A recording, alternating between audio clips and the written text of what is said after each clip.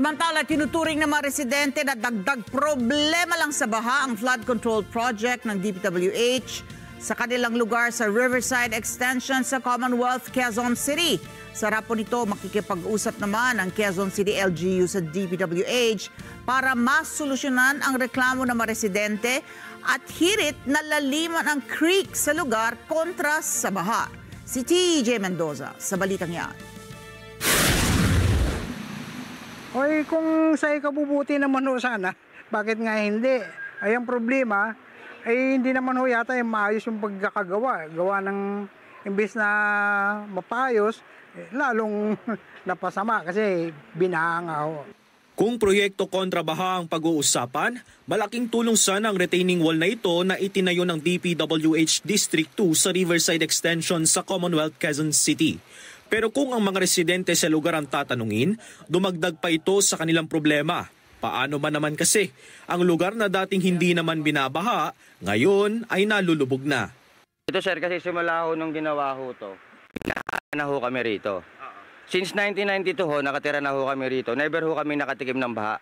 Napakalakas ng undoy, ng mga ibang baha na ulan na malalakas. Hindi ho binabaha rito.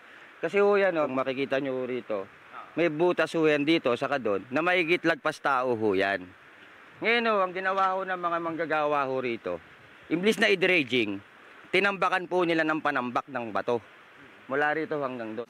Reklamo ni Edmundo, bago itinayo ang proyektong ito noong 2023, maluwag pa ang creek at maayos ang daloy ng tubig. Ngayong naitayo na ang proyekto, kaunting ulan lang ay nababaha na ang kanilang mga kabahayan. Ang number one problema rito, yung pinababaw ho nila yung sapa.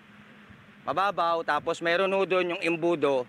Maliban pa ho doon sa imbudo, meron ho silang binuhusan doon na retaining wall na kahit may bahay pa, binuhusan na nila ng kalahati. Para naman sa ilang residente, maayos naman sana ang proyekto kung sinundan lang sana ng DPWH ang riprap at doon itinayo ang retaining wall. Ang isa rin po kasing naging dahilan ng pagtaas ng tubig dito, ayun nga po itong tinatawag na embudo. Ayan po.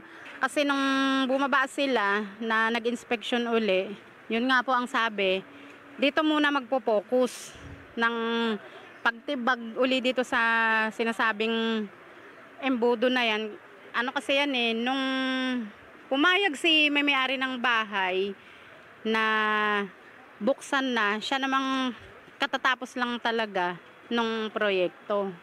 Dagdag pa sa hinaing ng mga residente ang bigla ang pagsikip ng creek.